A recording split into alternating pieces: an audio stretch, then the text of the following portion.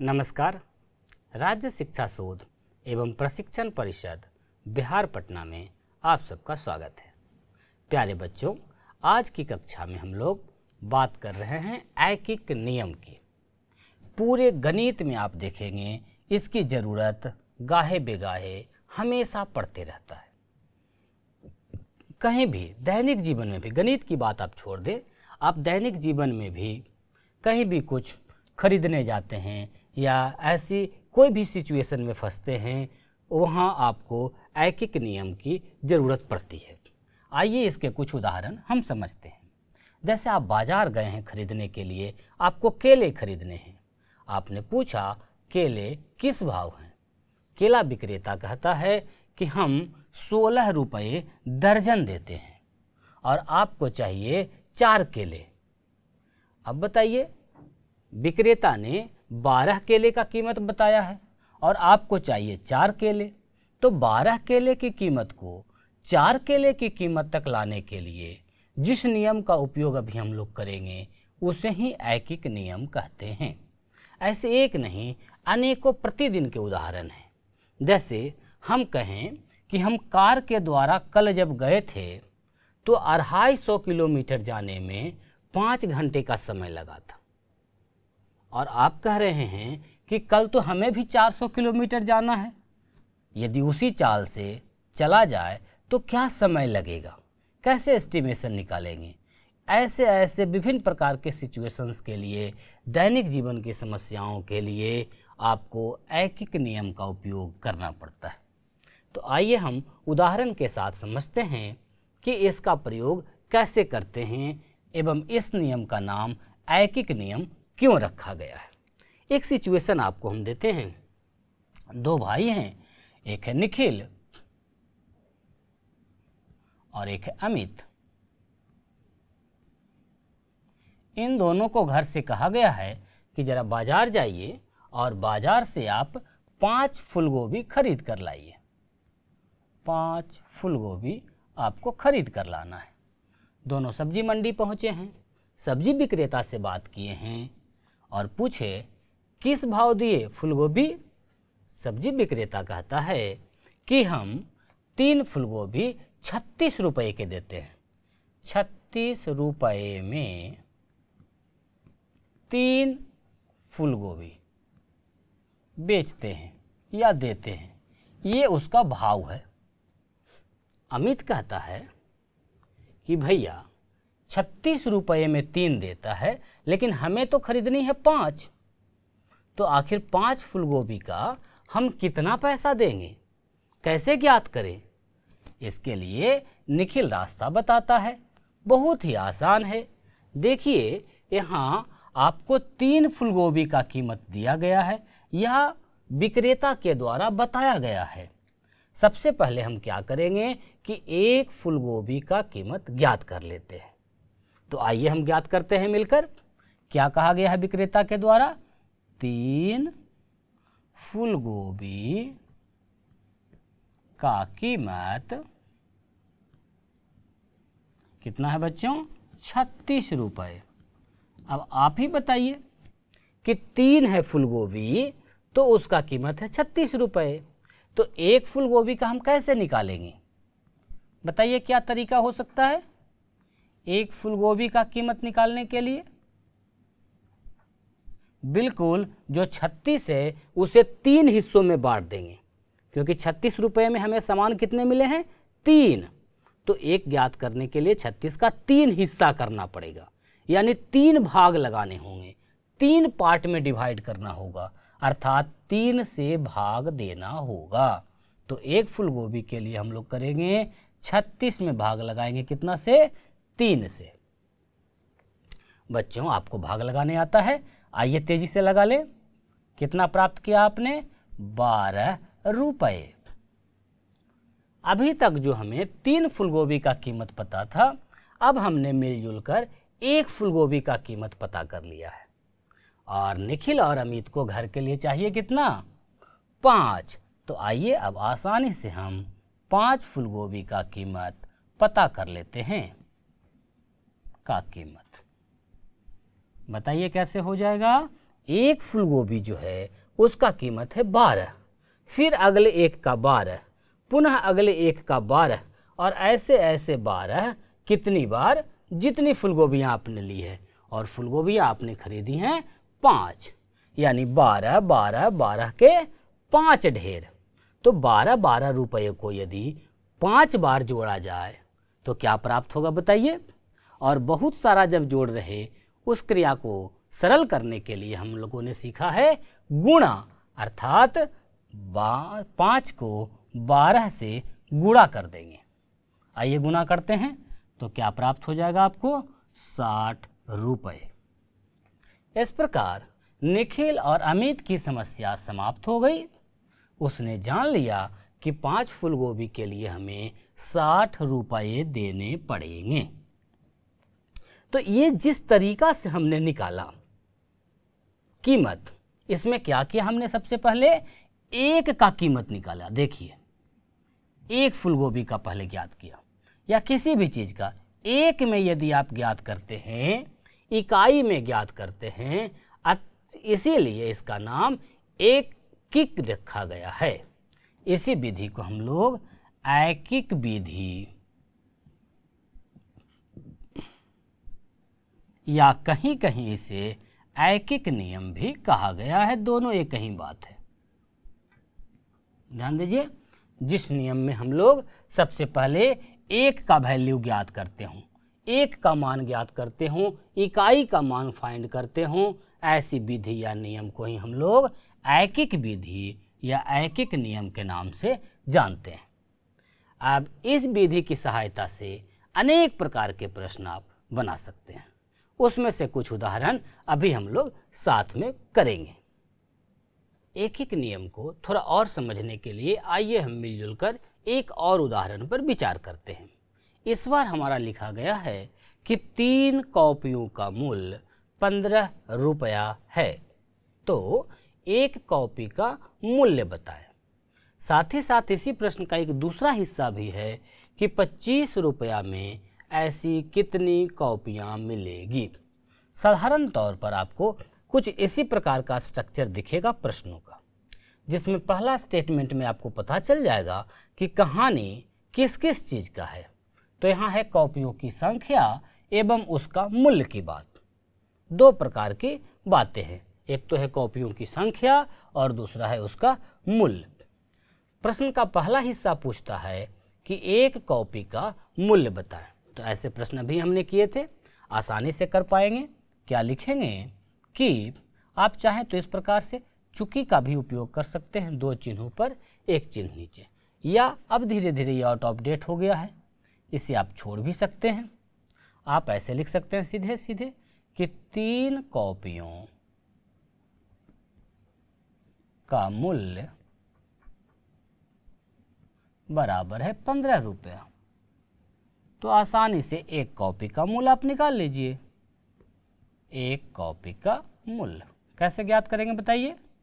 3 का है 15, तो 15 को हमें 3 भागों में बांटना पड़ेगा, तभी तो एक को निकलेगा, तभी तो एक का निकलेगा। तो 15 को जब आप 3 हिस्सों में बांटेंगे, 3 भाग में बांटेंगे, तो क्या करना पड़ेगा, ये बांटते हैं। बांटने का मतलब भाग लगाना। 15 में 3 का भाग हल कर लेंगे, आपको मिल गया 5 रुपया।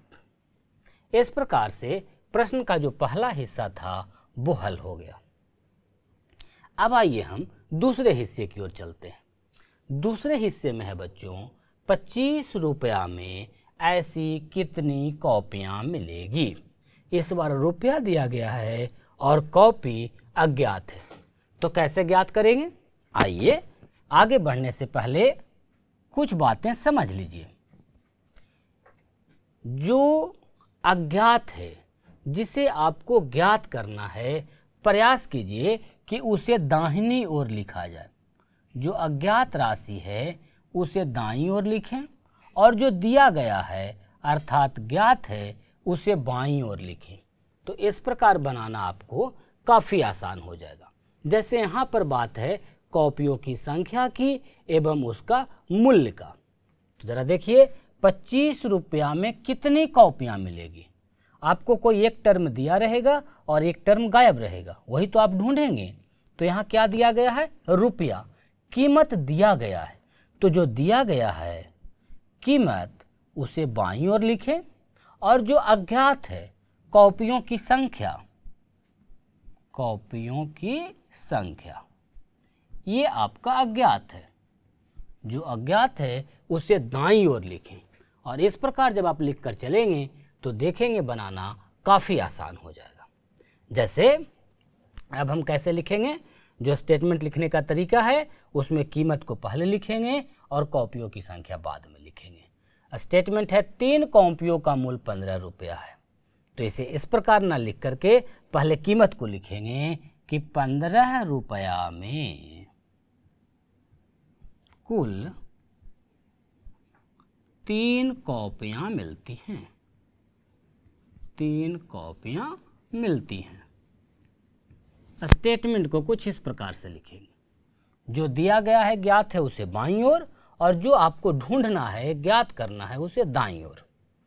अब हम लोग एक नियम का उपयोग करेंगे कि जब 15 में 3 हैं तो 1 रुपया में कितना? आइए जैसे पहले कर रहे थे, 3/15 कॉपी मिलती है। आप लिख सकते हैं अपने नोटबुक पर। हमें ढूंढना है कितना में? 25 रुपया में। अतः फाइनली हम लोग प्राप्त कर लिया कि 25 रुपया में कितनी कॉपियाँ मिलेगी? कितनी मिल जाएगी? 3/15 गुणा 25। आइए हल कर लेते हैं।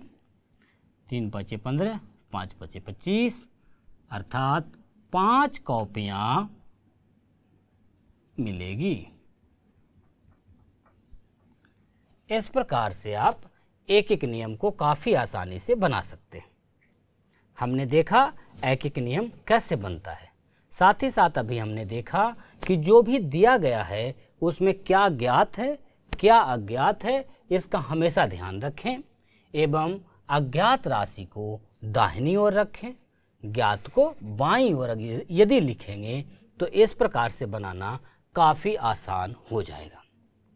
आइए कुछ और उदाहरण हम लोग देखते हैं साथ में मिलकर। जैसे हम कहते हैं, एक स्टेटमेंट लिख रहे हैं आपको कि कोई कार 240 किलोमीटर दूरी तय करने में 4 घंटे का समय लेती है।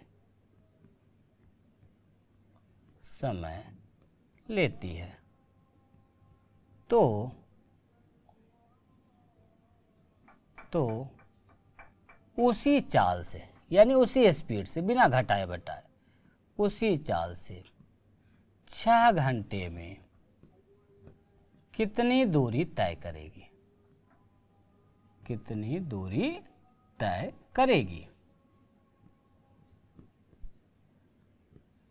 चलिए जरा इसे हम समझते हैं पढ़कर। कहा गया है कि कार 240 किलोमीटर की दूरी तय करने में 4 घंटे का वक्त लगता है। अब प्रश्न को पढ़िएगा, जैसे ही समझिएगा कि यहाँ 2 प्रकार के टर्म हैं, एक है दूरी और एक है उस दूरी को तय करने में लगा समय। अब प्रश्न का जो अगला हिस्सा है उसमें कह रहा है कि 6 घंटे में कितनी दूरी तय करेगी। प्रश्न का जो अगला हिस्सा होगा उसमें एक ज्ञात होगा और एक अज्ञात होगा। यहाँ क्या ज्ञात है? कह रहा है 6 घंटे में, अर्थात समय दिया गया है, और ज्ञात क्या करना है आपको? कितनी दूरी तय करेगी, अर्थात दूरी अज्ञात है। तो जो अज्ञात है हमने अभी कहा उसे दाहिनी ओर लिखेंगे और जो ज्ञात है उसे बाईं ओर लिखेंगे। अज्ञात कौन है हमारा? प्रश्न को पढ़ेंगे तो पता लगेगा। क्या ज्ञात करना है? कितनी दूरी तय करेगी, अर्थात अज्ञात है आपका दूरी, और ज्ञात क्या है बच्चों? 6 घंटे में, अर्थात समय दिया गया है। तो हम जब लिखेंगे एक एक नियम में से स्टेटमेंट बनाएंगे तो पहले समय को लिखेंगे बाईं ओर और दूरी को लिखेंगे दाईं ओर। जो लिखा गया है 240 किलोमीटर दूरी तय करने में 4 घंटे का समय लेती है, उसे हम इस प्रकार लिखेंगे कि 4 घंटे में, पहले समय को लिखेंगे कार द्वारा 240 किलोमीटर दूरी तय की जाती है, दूरी तय करती है। अब यहाँ से एक एक नियम लगाएंगे, अतः 1 घंटा में कितना दूरी तय करेगा, आप देखेंगे हो जाएगा 240/4। अब आप प्राप्त करेंगे जितने समय में आपको ज्ञात करना है। कितने समय में ज्ञात करना है, 6 घंटे में। तो हम लिखेंगे अतः 6 घंटे में कार द्वारा तय की गई दूरी होगा 240/4 गुना 6 किलोमीटर। अब तो इसका कैलकुलेशन है, संक्रिया है जो आप आसानी से कर सकते हैं।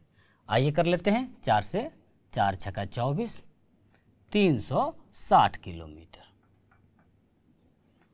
इस प्रकार आपने देखा कि ऐकिक नियम या ऐकिक विधि का उपयोग करके कई प्रकार के प्रश्नों का हल हम काफ़ी आसानी से कर सकते हैं।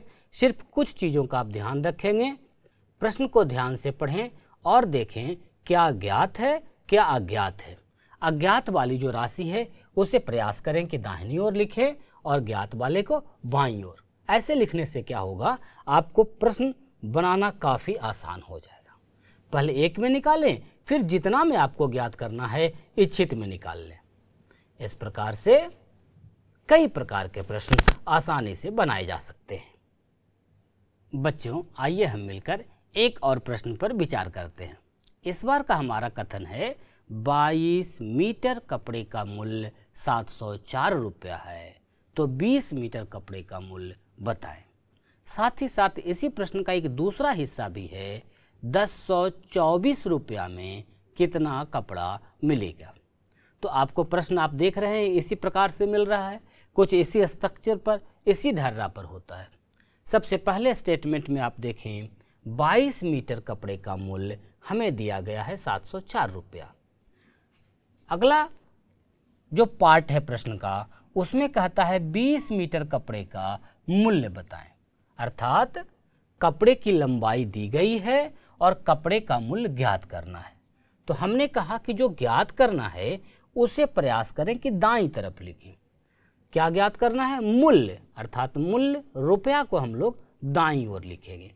तो लिखने का तरीका हमारा सॉल्यूशन में या हल में जब करेंगे तो कैसे होगा, इसी स्टेटमेंट को लिखेंगे कि 22 मीटर कपड़े का मूल्य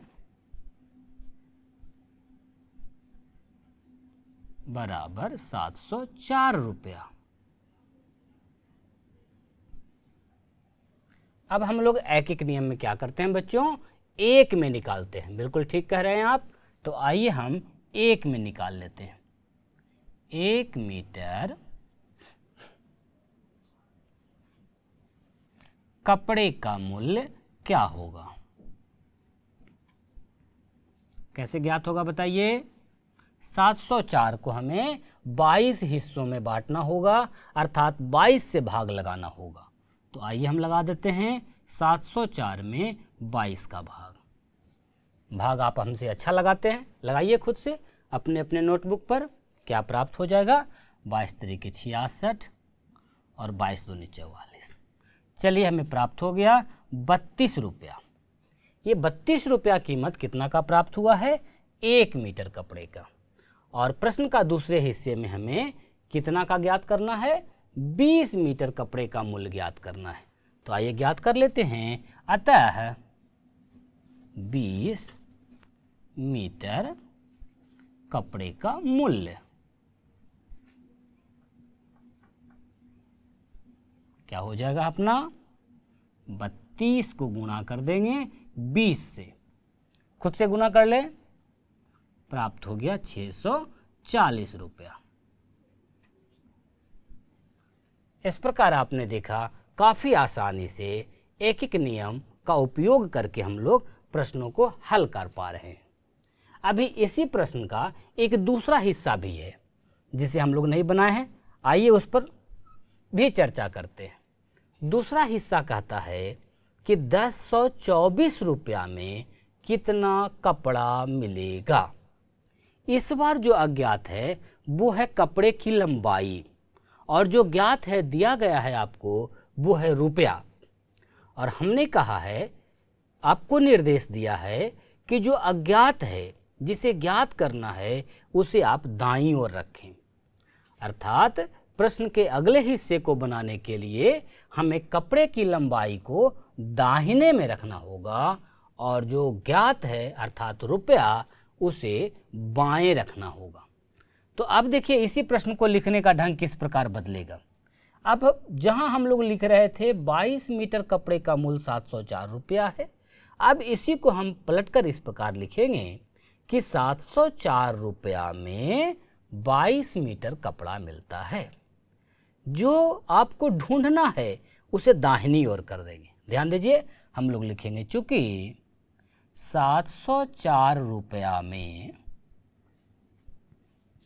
22 मीटर कपड़ा मिलता है। अब हम लोग एक एक नियम का उपयोग करेंगे और 1 रुपया में निकालेंगे कि 1 में कितना मिलेगा। बिल्कुल उसी प्रकार भाग दे देंगे 22/704 और उसके बाद इच्छित जितना में आपको ज्ञात करना है। प्रश्न हमारा कह रहा है कितने में, 1024 रुपया में। अतः 1024 रुपया में आइए हम प्राप्त करते हैं कितना मिलेगा। 22/704 गुणा 1024। हल कर लीजिए इसे। 22 से तो हम पहले काट चुके हैं 32 बार, पुनः 32 से इसे काटिए। आप देखेंगे कि पूरे 32 बार कट जा रहा है, तो ये 32 मीटर आपका उत्तर हो गया। इस प्रकार आपने देखा कि आवश्यकता के अनुसार किस प्रकार हम लैंग्वेज के भाषा को बदल कर लिखते हैं, ये ढूंढते हैं, ये ध्यान रखते हैं कि हमें क्या ज्ञात करना है और क्या दिया गया है। तो ऐसे बहुत सारे प्रश्न आपके पाठ्य पुस्तक में तो हैं ही हैं, साथ ही साथ आप अपने आसपास से रोज़मर्रा के जीवन से भी ऐसे प्रश्नों को हल करें। गाहे बेगाहे, चाहे अनचाहे, आप बाजार जाते हैं, दुकान में जाते हैं, वहाँ किसी चीज़ की कीमत पूछते हैं। आपको खरीदना है चीनी, आपने पूछा चीनी कैसे किलो है या कैसे भाव दे रहे हैं। उसने कहा है कि हम 100 रुपया के 2 किलो देते हैं और आपको चाहिए 1.5 किलो, बताइए कि कितना लगेगा। ऐसे प्रश्नों के लिए ही तो है एक विधि या एक नियम, पूरे गणित में इसका उपयोग है। अतः आप अच्छे से एक एक प्रश्न को, अभ्यास के सभी प्रश्नों को बना जाएं। साथ ही साथ प्रतिदिन के जीवन से जो प्रश्न उपजता है उसे अपने वर्ग कक्ष में सहपाठियों के साथ शेयर करें एवं उसको हल करने का प्रयास करें। तो बच्चों, आज की कक्षा इतनी ही। हम लोग साथ में मिलकर बहुत सारा प्रश्न बनाए, 4-5 उदाहरण तो हम लोग साथ में किया, साथ ही साथ देखा कि किन बातों का ध्यान रखना पड़ता है एक एक विधि में या एक एक नियम में। तो हमें पूर्ण विश्वास है कि आप सभी अभ्यास के प्रश्नों को आसानी से हल कर पाएंगे। हम लोग मिलते हैं नई कक्षा में और भी नई जानकारी के साथ। तब तक आप मुस्कुराते रहें, खूब खुश रहें, साथ ही साथ अधिक से अधिक अभ्यास करते रहें। नमस्कार।